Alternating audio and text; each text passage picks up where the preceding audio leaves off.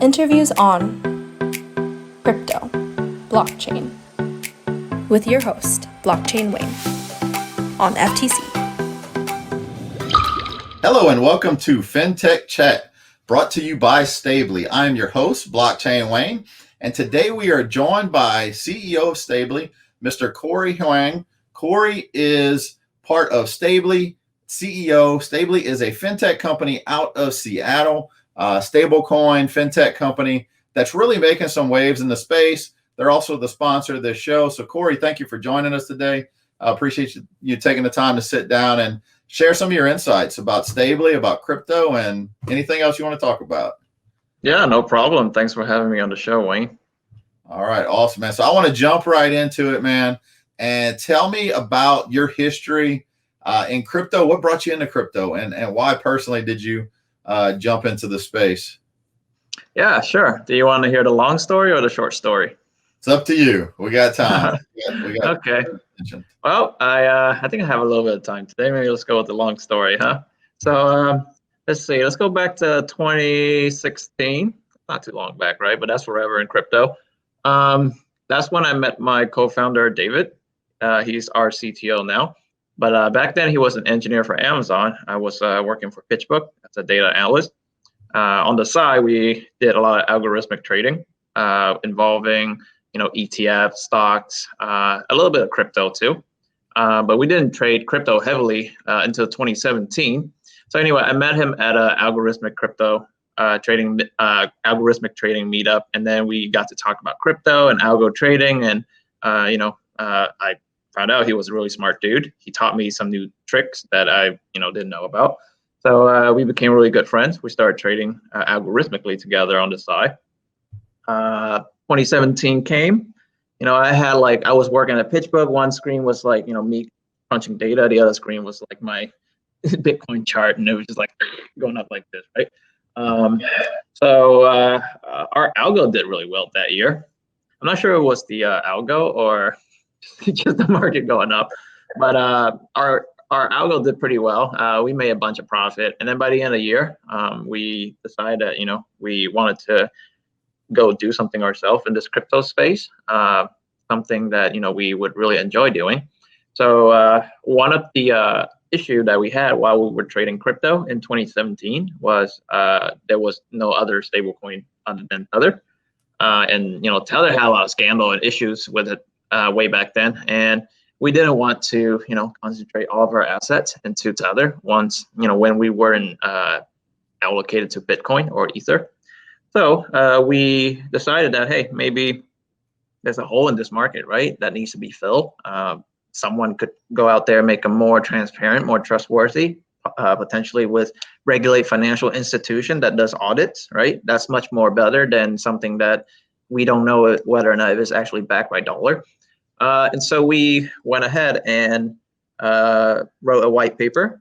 We quit our job at the end of 2017, and we started talking to VC investors in Seattle and Singapore and San Francisco. And within 4 months, we got our first seed round completed for $500,000. And among our investors were 500 startups, BNEX, a lot of angels from Seattle as well.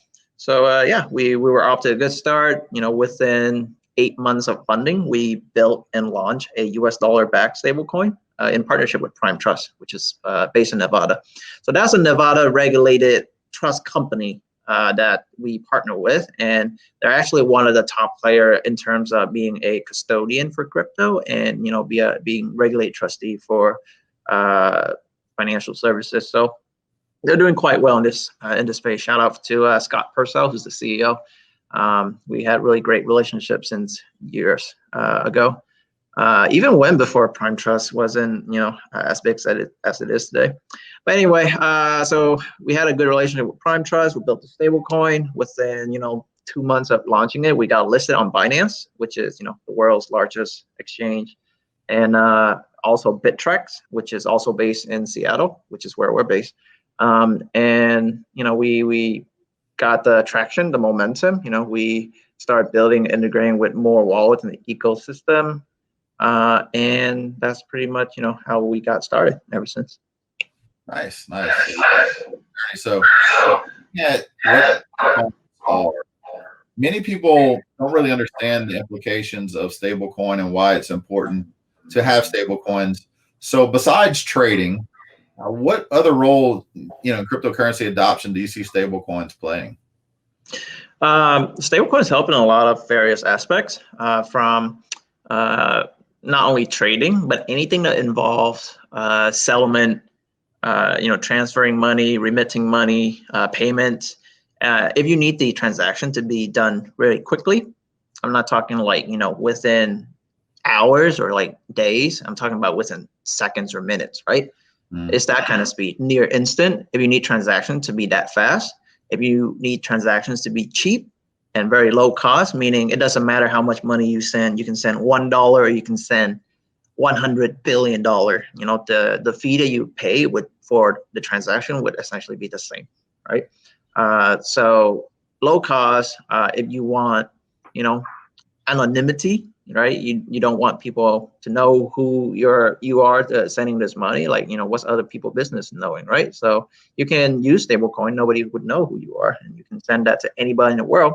And really, when I say anybody in the world, literally is anybody that has internet, right? Stablecoins are borderless. You can send them anywhere, anytime, 24/7, and no one can stop it unless they shut down your internet, which I guess is like how they stop your, stablecoin. But I guess if you get onto a wallet, a key wallet first, maybe you can take it offline before they shut down your internet. But anyway, that's a whole another story.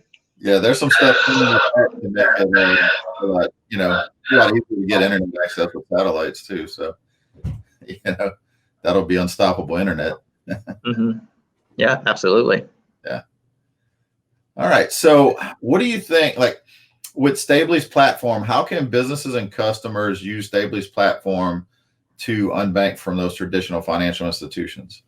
Yeah, absolutely. So not only do we offer a US dollar-backed stablecoin that anybody can, open an account and purchase or redeem. Literally anybody in the world that passes KYC verification and AML screening as well. If they pass that, then we can do business with them, no problem. We're also working with large businesses and enterprise that already have their existing customer base to help them build their own brand of digital money, meaning their own brand of stable coins. And I'll give you an example. Imagine like say an e-commerce website that does a lot of selling products, and they take a lot of payments via cards online or PayPal, whatever. If customer pay with cards, there's usually a 2, 3, 4% whatever transaction fee that would go to Visa or MasterCard or Amex, right? And who pays this fee? Well, the merchant has to pay this fee, but who ultimately has to pay this fee? The consumer, right? They mark up the price of the product to pay for that fee. So if the consumer had stable coins, right, they can send that payment to the store or the e-commerce or whoever's selling them the product, literally instantly. It doesn't cost anything. It costs like a few pennies or maybe 10, 20, 30 cents, depending on the traffic of the blockchain network at the time. And yeah, you eliminate payment processor completely from that equation. And 2 or 3 or 4% per transaction. That's a lot of money a year. Imagine like someone like Amazon or Walmart, right? How many billions and trillions of dollars that all these guys combine process every year. So yeah, 2 or 3, 4% is a lot of savings, and savings earnings, right? Speaking of earnings, if a business were to issue their own stable coins, they generate new ways to earn revenue. Because if they have their own stable coin, well, think about it, right? A stable coin needs to be backed by a reserve of either fiat or various investment assets, right? Those are going to generate a return for the stable coin administrator, right? So if a bank was to create a stable coin for one of these companies and run the back end for it, the bank could lend out the reserve and generate interest on that, right? Just like what normal banks do. And on top of that, stablecoin could be lent out on various crypto lending platforms to earn 6, 7, 8% interest a year. So there's a lot of ways to monetize stable coins. So we're talking about savings, about earnings. There's also marketing benefits to this. If you're Amazon, you create the Amazon dollar, and if it's a stable coin, you can send this Amazon dollar anywhere in the world. Guess what? People are going to start using it as money. It's worth $1 at Amazon. You can go buy stuff on Amazon with it. You can probably buy stuff cheaper on Amazon with it, right? They'll give you a discount or something. Why would I not want to stock up on the Amazon dollar? In fact, that's probably the only dollar I would need, because that's the only place I shop, right? So businesses with a lot of existing customer network and loyalty and whatever, they'll benefit a lot from this marketing and loyalty aspect of the stablecoin blockchain technology. In terms of analytics, consumer analytics is huge, right? Seeing how people spend their money, seeing how people move their money across various places. And for example, an Amazon stablecoin, if consumer were to use that to pay for stuff on Amazon, or to send it to pay for various services and whatever, that would provide on-chain analytics. That then not only Amazon can use, literally anybody can use that on-chain analytics. So okay, Amazon customers doing this. They're they like red paint this season for some reason, right? Last season they like to spend their money on blue paint. For this season, I don't know what happened with red paint. Things like that. And then what else besides analytics? There's a lot of potential application you can build on a stablecoin. Really, it's programmable money. So literally anything that you can think of to improve it, you can build on top of it. And that's the advantage of programmable money over regular fiat dumb money, I guess. Smart money versus dumb money. Yeah, well, thanks for that. It seems, and so many people trading when they think of stable coins, and having that ability to do other things with it. I guess people don't realize, how much you can do with that. So there's a lot of stable coins out there, right? So what separates Stablys stablecoin offerings from other stable coins? So our US dollar backed stablecoin is called USDS. It's based in the US with Prime Trust. In terms of what makes it stand out from other stablecoin, it's pretty much similar to other stablecoins, and all other stablecoins are pretty much similar to each other in terms of backing. This is what we refer to as Generation 1 stablecoin, where you have a token that's backed by a reserve of fiat money.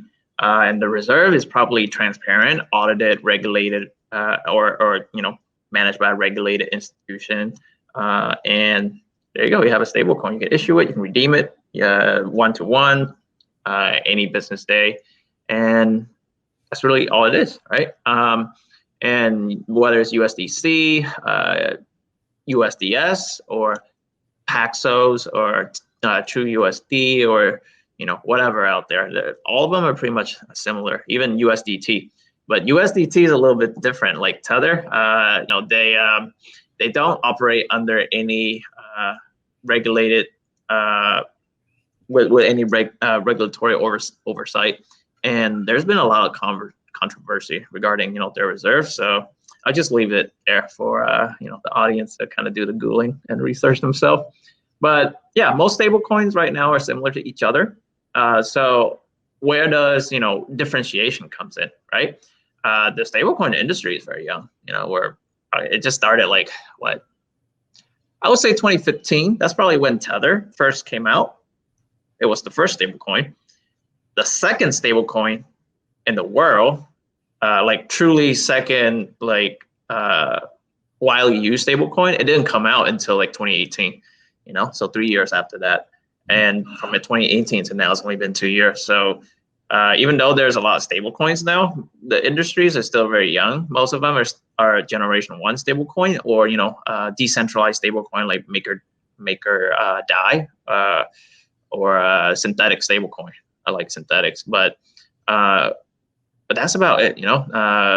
What we're creating at Stably right now is we're working with other enterprises and partners to create what we call Generation 2, Generation 1.5, Generation 2 stablecoins with additional features and benefits built into them.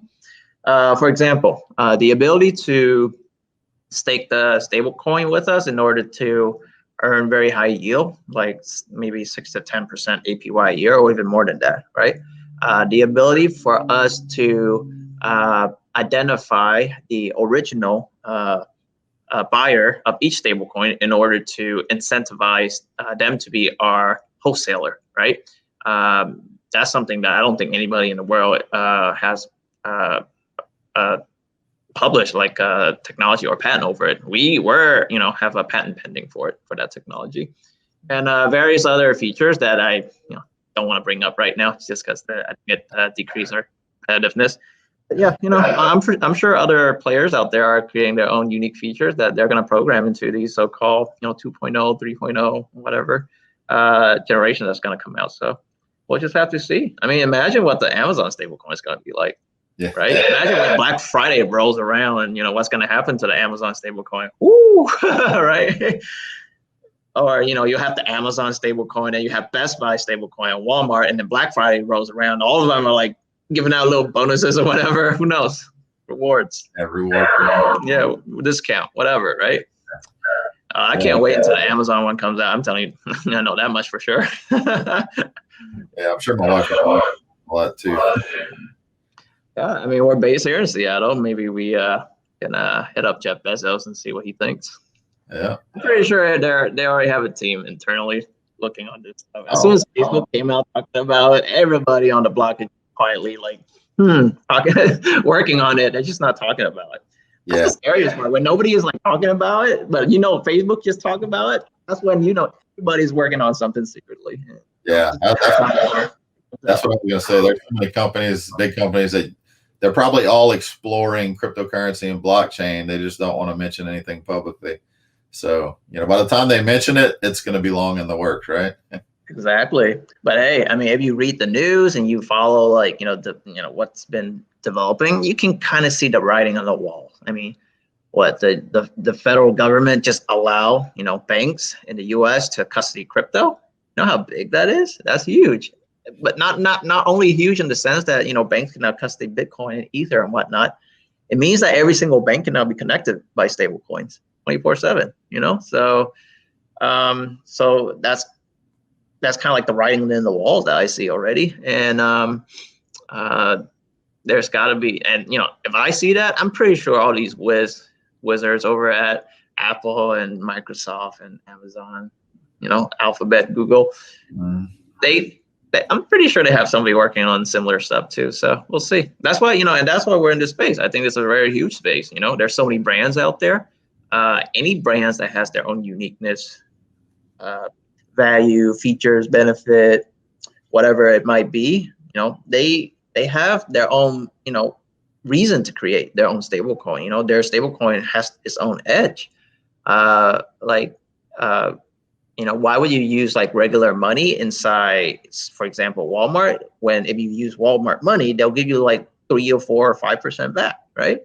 Because if you use like a Walmart stablecoin, they're already saving 2 or 3% from not paying to Visa or MasterCard. They're already earning extra interest from the deposit. Heck yeah, they're going to give you extra benefit for using their token. They want you to use their token. Yeah. Anyway, the future is very exciting. And, I hope we have the opportunity to work with a lot more enterprise partners in order to, help them tokenize their balance sheets and create their own brand of digital money. Nice. So you mentioned banks briefly earlier. Let's talk about that. If banks get into the game with central bank issued digital currencies, how do you think that's going to affect or do you think it's going to affect at all the viability of stable coins? No, just put more oil into the machine, make it more efficient. Because right now we're already using digital money from the US dollar. I mean, I'm not talking about cash. I'm talking about your bank. Your numbers, the digits that you see in your bank. That's already digital. If the U.S. government create a Fed coin, for example, a federal stable coin. First of all, I don't even know what blockchain they're going to build that on, and I bet you, but they're probably not even going to build it on a blockchain. So there's always reason to tokenize something that's not on a blockchain, right? So right now I'm already digitizing like digital dollar in a sense. Like whenever clients deposit money to create stablecoin with us, they don't give us a chunk of cash, they wire that in. That's all digital, right? So we're already dealing with that. If there's a Fed coin that they can wire in 24/7, great. We can mint stablecoin 24/7 for these guys, even better. And then these stable coins would be on the Ethereum blockchain or on the quantum blockchain of Zilliqa or whatever, right? Whatever blockchain gains the most market share and adoption later on. And the government cannot dictate that. They can't dictate what the free market wants, Sure. And I don't think the government is going to be able to outmatch the technology of private companies. No way, I mean, at least in this space, right? Just like if they create a stable coin, private sector is going to create a better one, and if they make the federal coins or federal digital dollar very like restrictive, like a lot of KYC, AML, and a lot of authoritarian measure, guess what? The free market is going to like tokenize that thing and create a free version of it, a more open version of it that's just going to be out there. It might even be private. You can't even trace it, right? Yeah. So no matter what they do, there's always going to be a better solution that the private sector is going to offer. So anyway, yeah, the government should definitely do it. Like I said, it would just help the machine, be better oil. Actually, this is already happening in the Bahamas. We know this because we're working with some partners over there. The government over there is looking to issue a digital Bahamian dollar. They call it the sand dollar. They actually just had an announcement for it recently.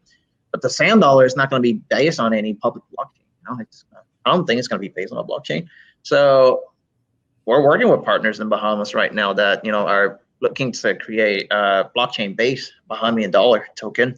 And if the Bahamian government creates, a digital Bahamian dollar, well, great. It makes our job easier to tokenize that thing.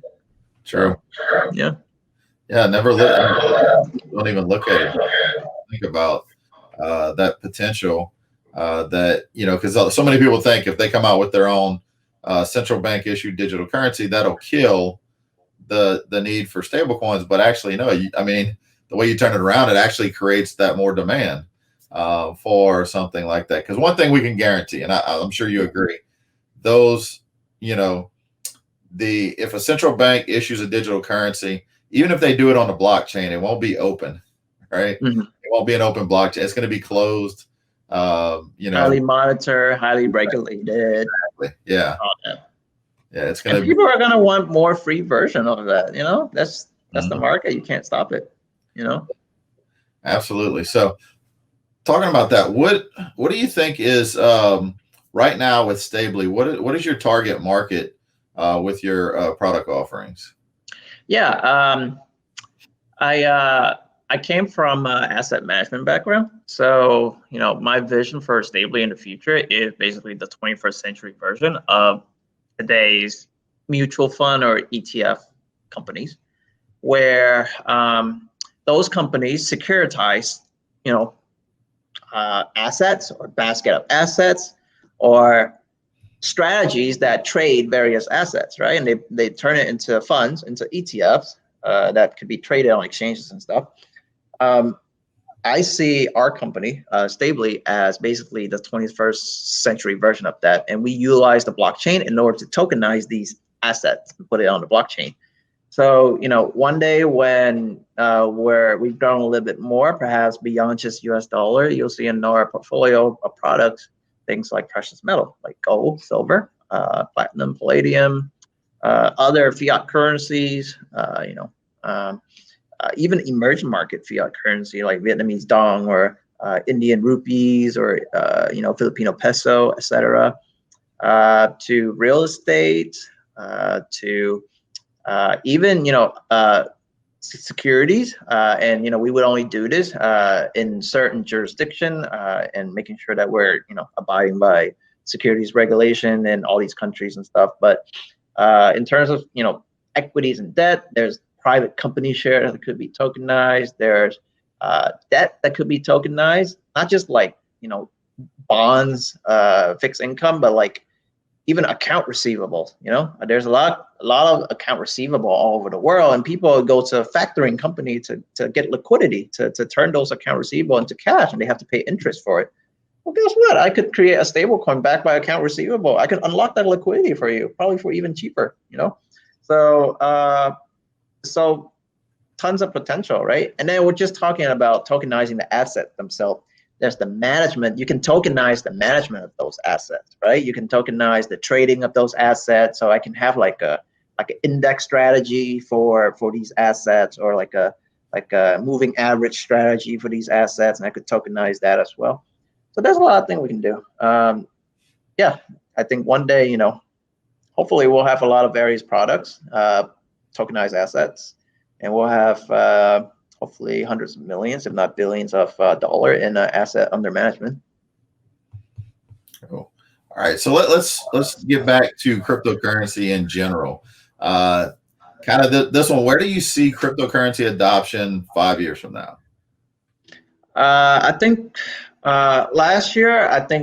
Actually not last year. Earlier this year, I told my team right before we head over to Vietnam to open our second office over there. Most of our team are back home in Seattle now. We have a second office there with local employees. But right before we head over there, I was giving everybody like a sit rep, what my kind of like vision and kind of like prediction for the future might be. I was like, within the next 5 years, there's going to be a major crisis. We're going to go through one, and it's going to drive crypto adoption like immensely. Lo and behold, 2 months later, quick. I was like, damn, that was quick. It happened so quick. I wasn't even prepared. I was like, damn, a lot of my products not up and online yet for this. So now, we're busting our ass off trying to build all these products. A lot of clients coming in asking us to build very crypto products for them. There's a lot of demand. We raised another round earlier this year. So I would say, the COVID and the recession that we're going through right now is, I think, for the crypto industry, is very positive. Unfortunately, do I want it to be that way? No, it's just the way things are, right? Market goes down somewhere, some other markets goes up. That's just the way the world works, and it just happens to be my industry right now. A lot of people are going into crypto assets, especially the younger generation. Gold, has been going up. Why is that? Bitcoin's been going up. Dollars losing value. U.S. government printing trillions of dollars, and when you print that much money, no matter how much containment you're trying to keep it, it's eventually going to leak out into consumers. Once that happens, you're going to have like consumer price inflation. Right now, you already have asset price inflation. The money, all that money they print is concentrated at the top. It doesn't float to the bottom 99%. Fine, no inflation in consumer prices. Guess what? Asset price inflation. Houses are up, stocks are up, bonds are up, golds are up. So eventually, though, that is going to start trickling down to the 99%. When that does, right, we get consumer price inflation. Well, guess what? Gold is going to go up even higher. Anyway, at least that's, I don't want to be too pessimistic, but that could happen, right? And so that's the trend right now over the past several months, and the market has been responding accordingly. Bitcoin's at its 12-month high. I think it's $11,000, $12,000 now. Gold is all-time high, $2,000 an ounce. Holy shit! I never thought that would happen this year. So I think within the next 5 years, we will see a lot more crypto adoption, and I think that's why there's a rush of investor capital that's pouring into this crypto space right now, into decentralized finance, into custodying digital assets, etc. I think it'll be exciting. Yeah, it's definitely with the pandemic and everything. Funny thing is I see so many on social media that I've been dripping information about cryptocurrency and blockchain on them for years, and they've never really been, but now they're all sharing these posts about how bad a cashless society would be if all the cash was controlled by by governments. And I'm like, aha, now you see what I was talking about. So it's definitely it's definitely speeding up the process, putting more attention on crypto. You're right there. It's so many people are doing. That's why we're seeing values rise, is because it's getting that attention, and more people are taking a look at it as a viable option And I always teach people about what's happened. Look at what's happened in some other countries that have already experienced that hyperinflation. That Yeah, look at Turkey, look at Argentina, look at Lebanon. Do you Yeah. see that explosion in Lebanon? Holy cow! Oh, yeah. Dang, we're also going crazy in 2020. I don't know what's going to happen next. Next thing you know, you might see Bitcoin $100,000. No lie. Yeah, I mean, at this point, I don't think anything would surprise us with 2020. It's just ready to get this year over with. But yeah, it's those countries where Bitcoin or crypto in general is more widely adopted because they've experienced hyperinflation.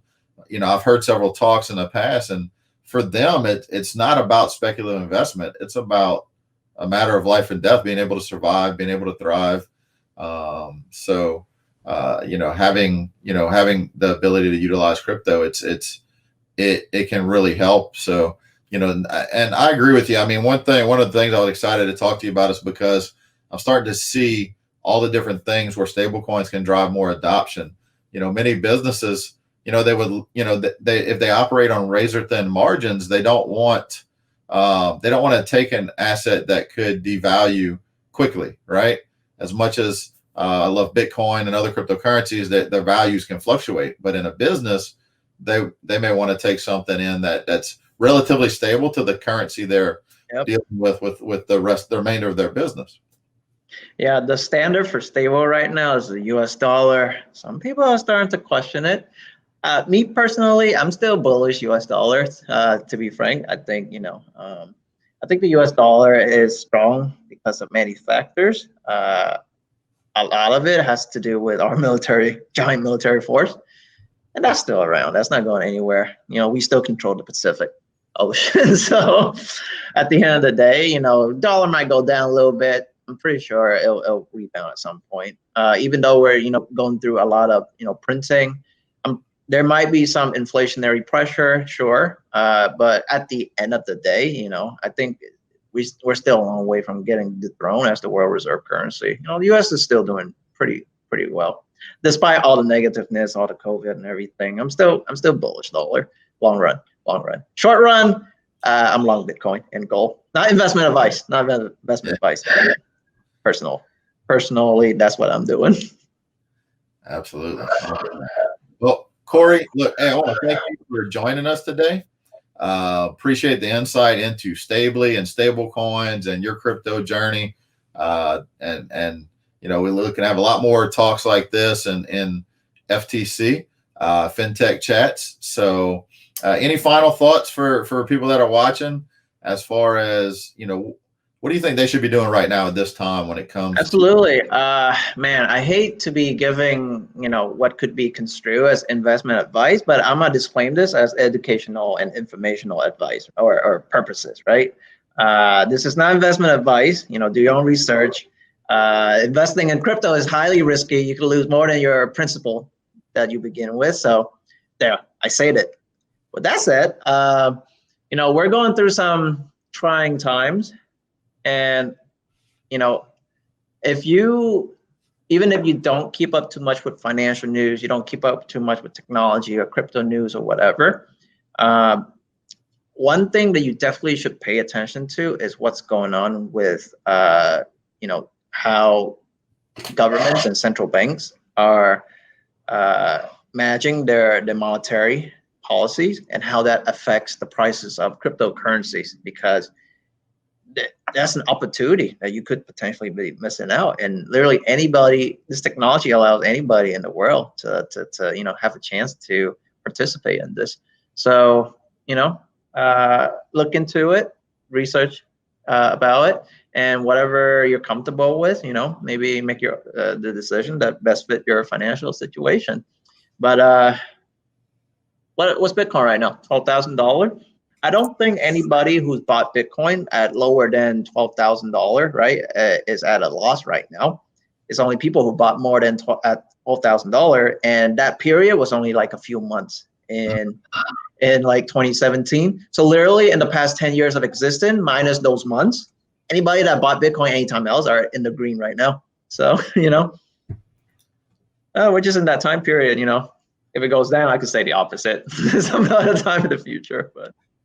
All right, Darius, I gave both sides of the equation. Yeah, absolutely. Well, thanks for that insight. And Kory, thanks again. And thank you for watching FinTech Chat, brought to you by Stablys. And we will see you all on the next episode. Awesome. Thank you so much for your time and having me on the show, Blockchain Wayne. All right. Thanks, Kory. Take care, everybody. See you in the next episode. Peace out.